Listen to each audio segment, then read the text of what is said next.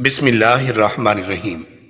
حضرت جنید بغدادی رحمۃ اللہ علیہ نے ایک مرتبہ دل میں خیال کیا کہ اگر شیطان سے ملاقات ہو جائے تو ایک سوال کروں گا، اور انہوں نے ایک دن اللہ تعالیٰ سے دعا بھی کر دی کہ اے اللہ، کبھی شیطان سے ملاقات کرا دے تاکہ میں اس سے ایک سوال کر سکوں۔ ایک دن نماز پڑھ کر مسجد کے باہر نکلے تو ایک بوڑھا آدمی باہر کھڑا تھا۔ حضرت جنید بغدادی رحمۃ اللہ علیہ نے اس کو دیکھ کر پوچھا کہ تم کون ہو؟ کہنے لگا کہ میں وہی ہوں جس سے ملنے کی آپ کو آرزو اور تمنا تھی۔ حضرت سمجھ گئے کہ یہ دراصل شیطان ہے۔ شیطان نے کہا کہ آپ مجھ سے کیوں ملنا چاہتے تھے؟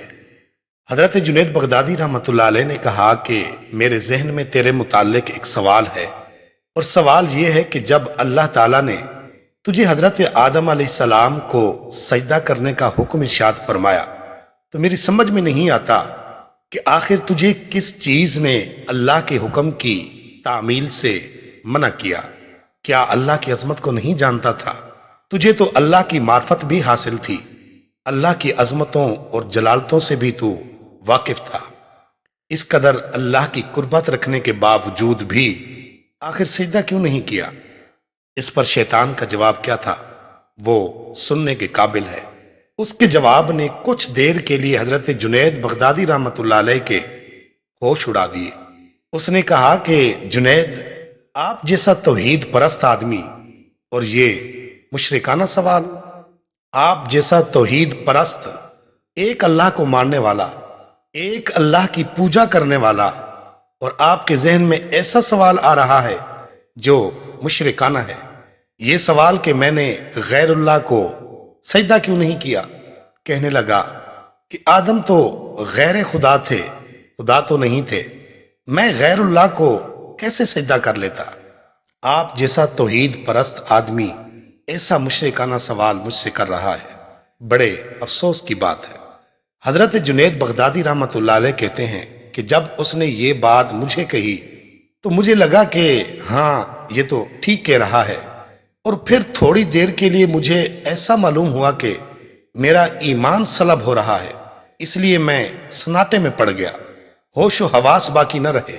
میں سوچنے لگا کہ اس کو کیا جواب دے سکتا ہوں، اس لیے کہ جب وہ کہہ رہا ہے کہ تم ایک اللہ کو ماننے والے ہو اور مجھ سے پوچھتے ہو کہ آدم کو سجدہ کیوں نہیں کیا۔ حضرت جنید بغدادی رحمۃ اللہ علیہ کہتے ہیں کہ میرے ذہن میں جواب نہیں آ رہا تھا، فوراً اللہ تعالیٰ کی طرف سے الہام ہوا اور مجھ سے کہا گیا کہ اس سے یہ پوچھو کہ حکم دینے والا کون تھا۔ حکم دینے والا جب خود کہہ رہا ہے کہ فلاں چیز کو سجدہ کرو تو توحید اسی کا تو نام ہے کہ اس کی بات کو مان لیا جائے۔ حضرت جنید بغدادی رحمۃ اللہ علیہ کہتے ہیں کہ اس الہام کے بعد میرا ایمان برقرار ہوا، ورنہ تو مجھے ایسا معلوم ہوا کہ میرے ایمان میں تزلزل پیدا ہو گیا ہے۔ ناظرین، یہ ہے شیطان کی مکاری اور عیاری۔ نہ ولیوں کو چھوڑا، نہ غوث و کتب اور ابدال کو چھوڑا، نہ انبیاء کرام کو چھوڑا۔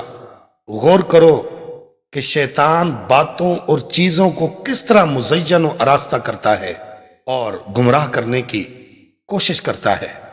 اس کا اندازہ اس واقعے سے آپ خود کر لیجیے۔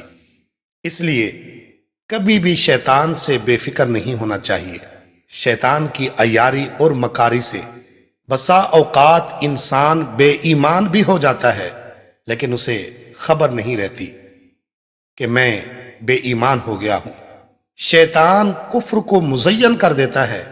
اللہ تعالی ہم سب کو نفس اور شیطان کے ہتھ کنڈوں سے محفوظ رکھے، آمین یا رب العالمین۔